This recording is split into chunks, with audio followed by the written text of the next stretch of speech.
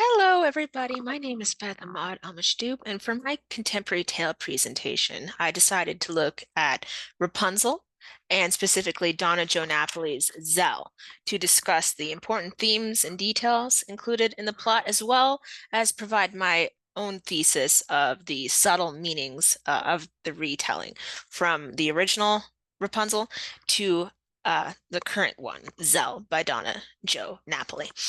Go ahead and share my screen. There. Now, as we all probably know from the ATU provided in the class materials, the classical tale of Cinderella includes and starts with the maternal cravings of a pregnant woman who wants some kind of a vegetable or herb or fruit, which can only be found in the garden of a nearby ogre or witch or fairy. Uh, she or her husband, depending on who's telling the tale, sneak into the garden and steal the lettuce or vegetable that the woman craves to satisfy her longing. The woman then proceeds to give birth to a baby girl who is named either Rapunzel after the lettuce that was stolen or Persinet if the vegetable stolen was parsley. But one interesting thing I find looking at all these different varieties of the tale is the vegetable stolen can range from a radish in the Shelley Duvall version of the tale, a lettuce, as in the classical Grimm's version of the tale, or sometimes even a flower, as in the Disney version of the fairy tale. But whatever the vegetable may be, the witch then proceeds to place Rapunzel or Persinet in a tower, and a prince riding nearby notices the sun shining in her hair and climbs up to rescue her and talk to her. They then have an affair, and two children are born. Eventually, the witch is defeated in the original version of the tale, and the two are married at the end. The Donna Jo Napoli version has a few slight differences from this original retelling. Judging by the language used in the Grimm's fairy tale version, the original Rapunzel is sometimes located in Germany, whereas our Rapunzel lives on a Swiss Alm with her mother, which is a change of locale. And she also meets the prince before they encounter one another in the tower. So it isn't an immediate reckoning between her and the young gentleman, but rather is a continuation of the relationship between them and the communication dynamics and emotions between Rapunzel or Zell, hyphenated from Rapunzel, and the prince. Also, interestingly, Donna Jo Napoli's version steps into the psychology of Zell and the prince and the relationships between them. It talks about the psychology and emotions of mother and Zell, like a female parent-child relationship, and uh, the conflict that arises between the maternal desire for her child and the daughter's desire to be with her prince, and discovers how those two desires were not reconciled, but perhaps they could have been had the witch made more allowances for the child's growing up for Zell to be a full woman and human being. Um, Another interesting fact at the end of Zell, in addition to the ones I just mentioned, there is no official wedding between Zell and the prince at the very end. There's simply a statement that, yes, oh yes, we are happy, even though Mother Gothel is never included in that happiness. But interestingly enough, the happiness is implied, the entire family, the mother, witch, the daughter, the prince, and eventually their two children. So I really got into this for the familial bonds and conflict and how to resolve them or not within the immediate nuclear family. Another reason why I was attracted to the tale, however, was this common idea of women being trapped. A lot of honor killing survivors in Pakistan and the Middle East Iraq, for example, describe the sensation of being trapped within four walls and not being able to move about, to have physical agency as a woman, both in the Middle East, in Islamic culture, and as we can see here, in the West, in Christian culture. So the common female sensation of being in a stone room was also interesting in a cultural comparison perspective, as well as the family dynamic.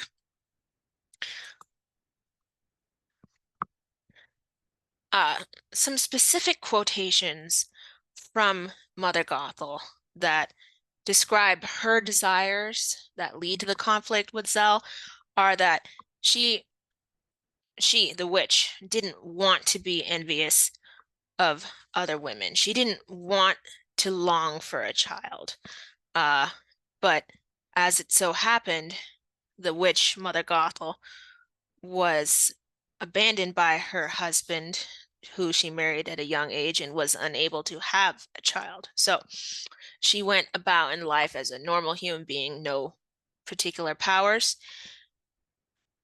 jealous that she would never have the one thing that she wanted, which was the pregnancy. And to me, the strongest quotation, like the subliminal meaning linguistically, is she needed, oh, how she needed to be a mother, and the emotion to say it in such a way, the depth of her need to be loved, specifically to the middle quote, page 126 within the book. On the flip side, this was a little bit more difficult. Zell longs to be with her prince and to be free. After the initial encounter with the Prince Conrad in this version, Zell describes dreams of how she loved the horse of the young man, but also how much she longed for her partner, how much she longed to be with him, to see his hair, and things of that nature. Also, towards the end, once Rapunzel's out of the tower, the psychological component comes in, and Zell states that she trembles at how quickly the longing comes and settles within her heart, and how she was able to absorb what had happened to her in the tower and out, but still she retained that capacity for longing for him, for her lover, for her husband. Finally, just before that statement by Zell, when there's the actual confrontation between the witch and Rapunzel, there comes a time when Zell directly confronts her mother, as she believes it, and she states, "Did you trade me for a piece of lettuce? Did you really?" And then she steps away from the witch and says, "Do not lie to me ever again." And for me, this is gripping because of the physical separation between the witch and Rapunzel, and the space and liminality of that space and that energy and that work that was done between the witch and mother, and how they're physically taken apart in this altercation, the desire of the mother for Rapunzel to stay in the tower, and the desire of Rapunzel to be free. And the difference between the two and how that was articulated by Donna Jo Napoli. Also, interestingly, because this tale was told from a different perspective, three different ones, the witch, the prince, and Zell, it's interesting to get Mother's take on her clash with the prince and how much he loves Rapunzel in this version.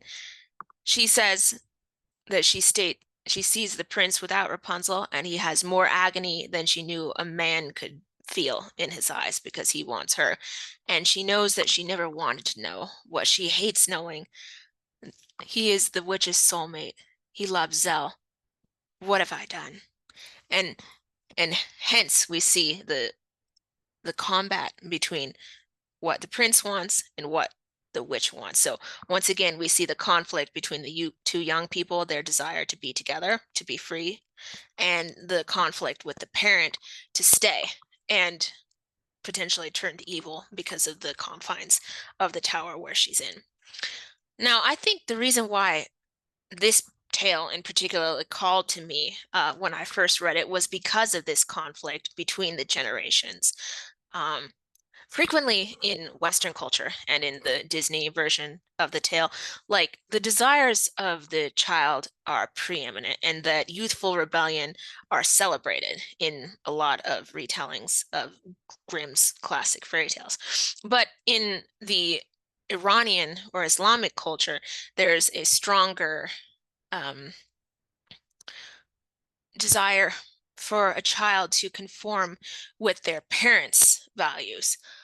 For example, the tale of the Shahnameh in Iran, we have Rostam, the father, and Sohrab, the son. Sohrab only wanted to find his missing father in the Shahnameh, and Rostam ultimately kills him, not knowing that that was his son.